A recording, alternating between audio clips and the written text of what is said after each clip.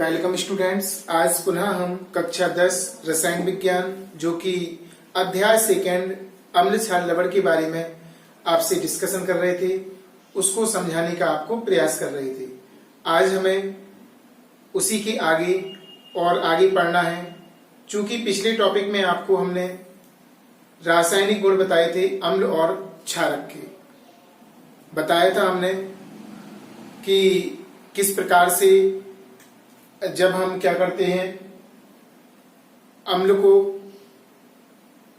आप सीधे सीधे किसी पदार्थ से अगर रासायनिक अभिक्रिया करेंगे तो क्या बनता है, उसमें खासतौर से आपको बताया था लवण और जल बनता है।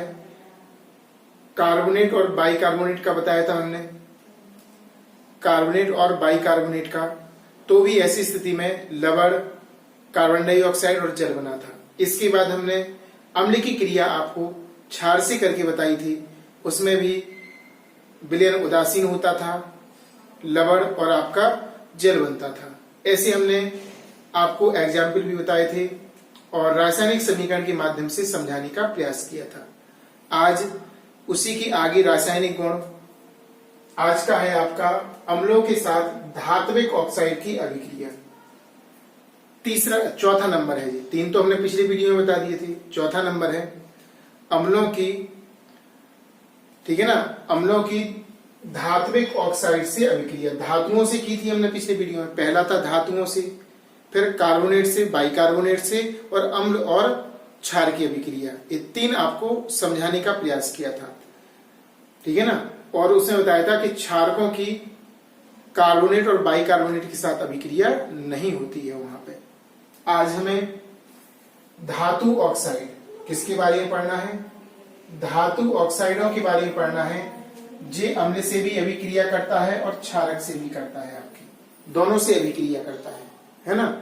तो जब धात्विक ऑक्साइड अम्ल से क्रिया करता है तो लवण और जल बनाता है। ये तो आपका हो गया शब्द समीकरण। कौन सा समीकरण?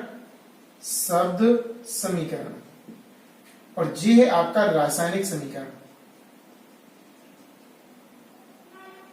रासायनिक समीकरण।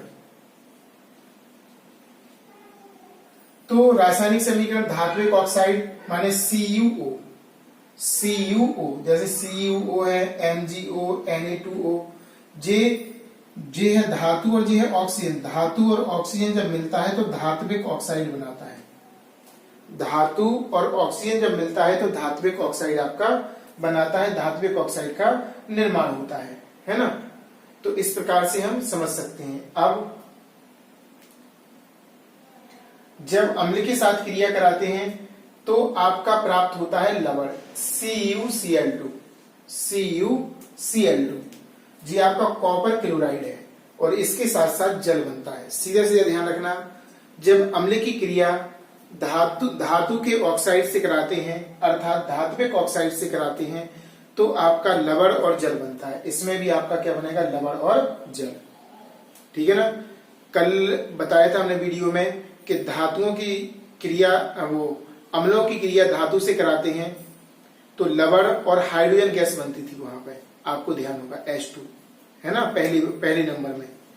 यहां पर ऑक्साइड है धातु का और ऑक्साइड से करेंगे तो लवण और जल बनता है। क्या बनता है आपका, लवण और जल।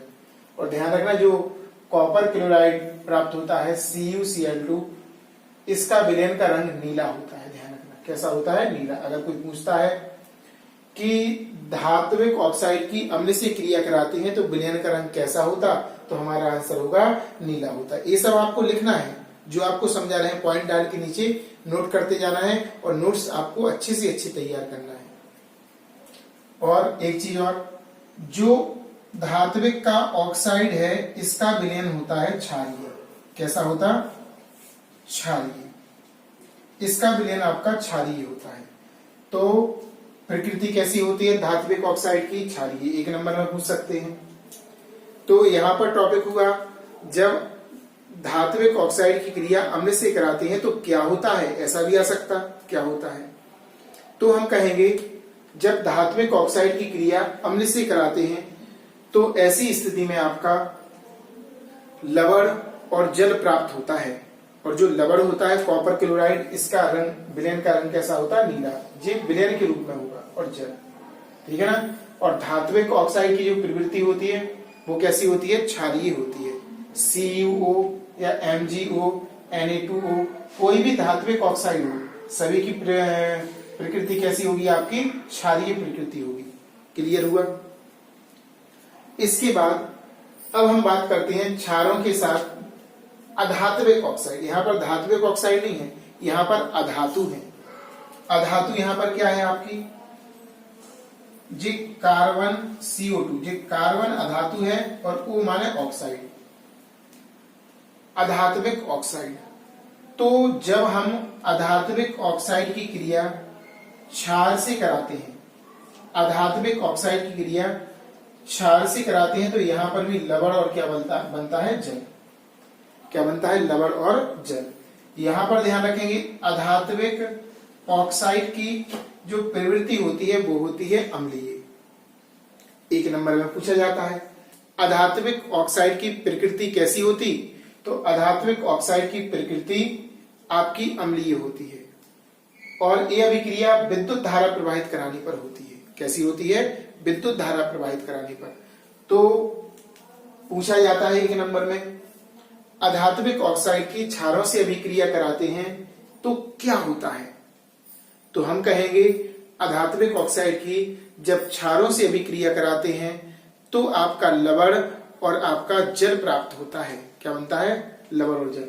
जैसे CO2 अधात्विक ऑक्साइड, आपका क्षार है CaOH का होल ट्वाइस, बुझा हुआ चूना CaOH का होल ट्वाइस।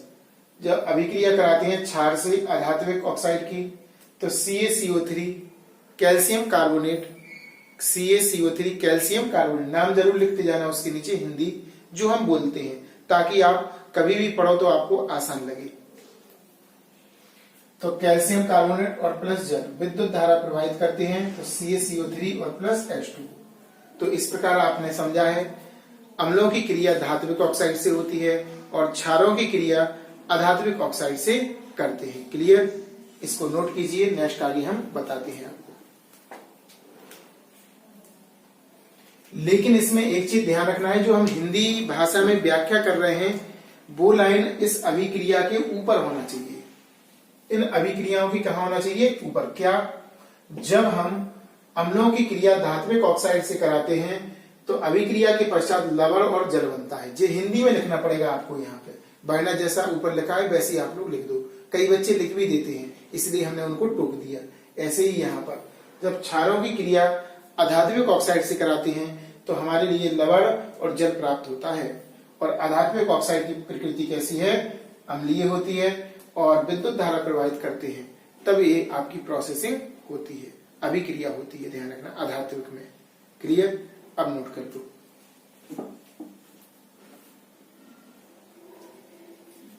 यहां पर आपको अगला गुण 5वां गुण है। ये कौन सा गुण है? 5वां।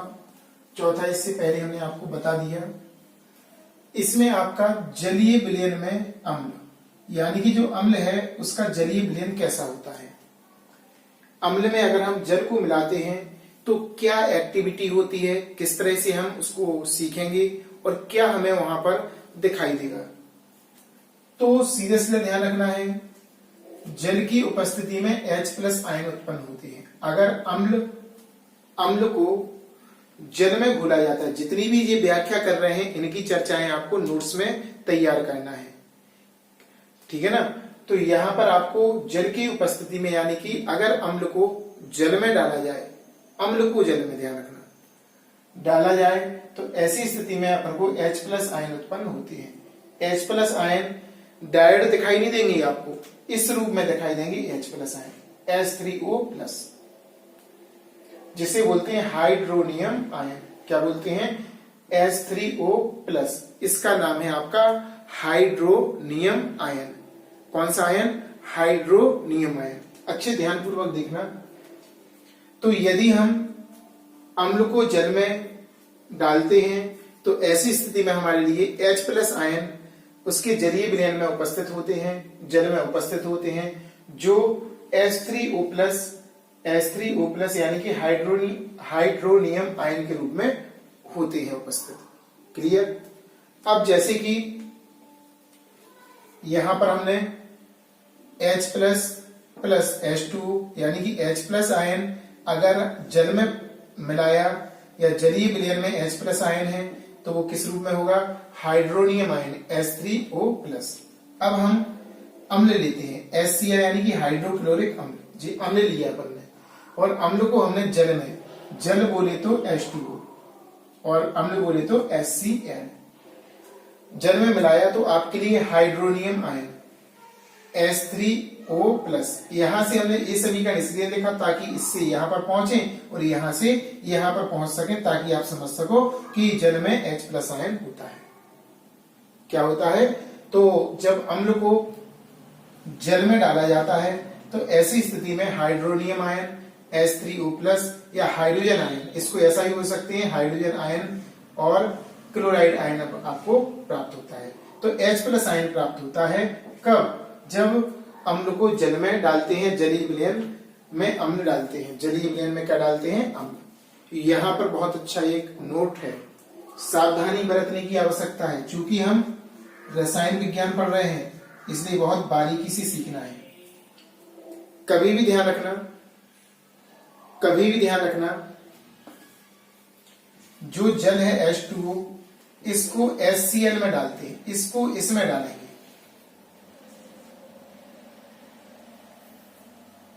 इसको इसमें, जल को HCl में, जल को HCl में यानी कि अम्ल में कभी नहीं डालेंगे। हमने शुरू में बोला था कि डालेंगे, वो मिस्टेक बोला था। जल को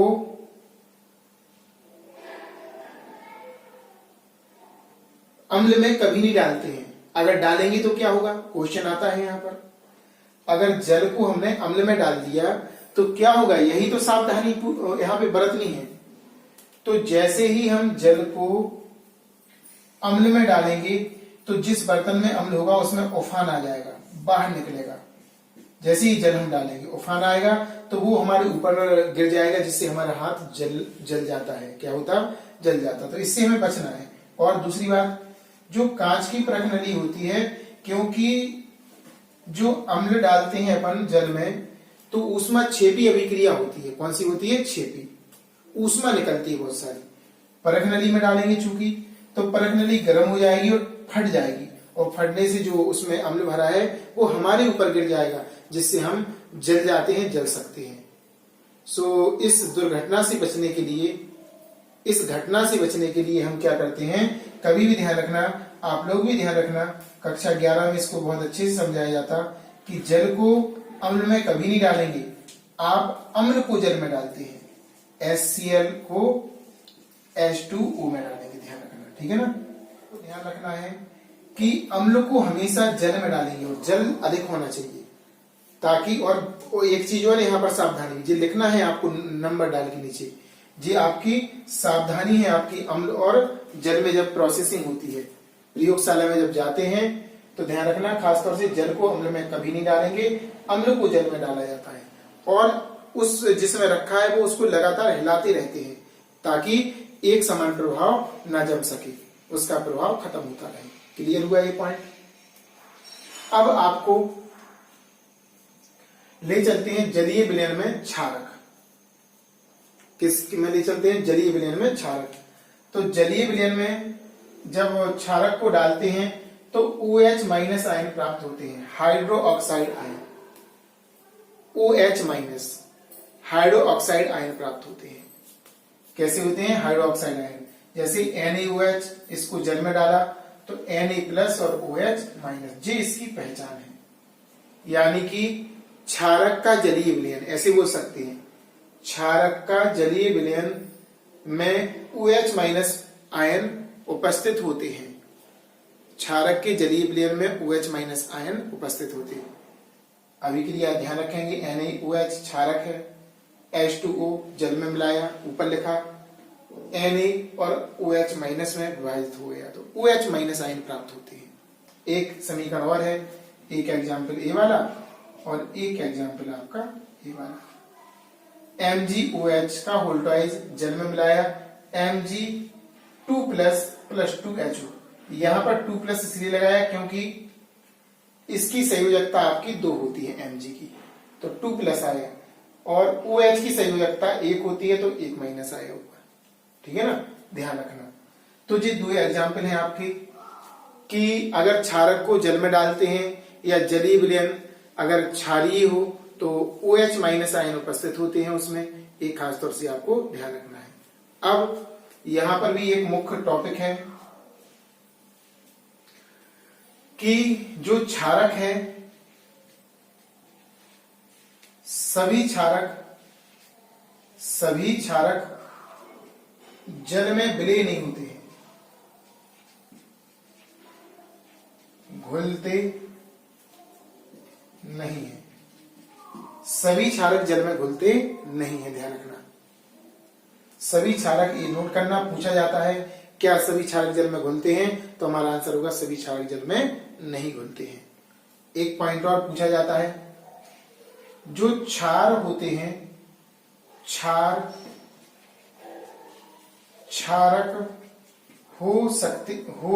होते हैं, लेकिन क्षार नहीं हो सकते। ये पॉइंट ध्यान रखना। ये पूछा जाता है कि क्या सभी क्षारक क्षार होते हैं, तो हम कहेंगे सभी क्षारक क्षार नहीं होते, क्षारक होते हैं। बड़ा, ये 3 अक्षर है, इसमें 2, तो 3 अक्षर वाला 2 में कन्वर्ट नहीं होगा, यहां पर उल्टा है, थोड़ा समझना है। 2 अक्षर वाला 3 अक्षर में कन्वर्ट हो जाएगा, क्योंकि जे इसी से मिलकर बना है।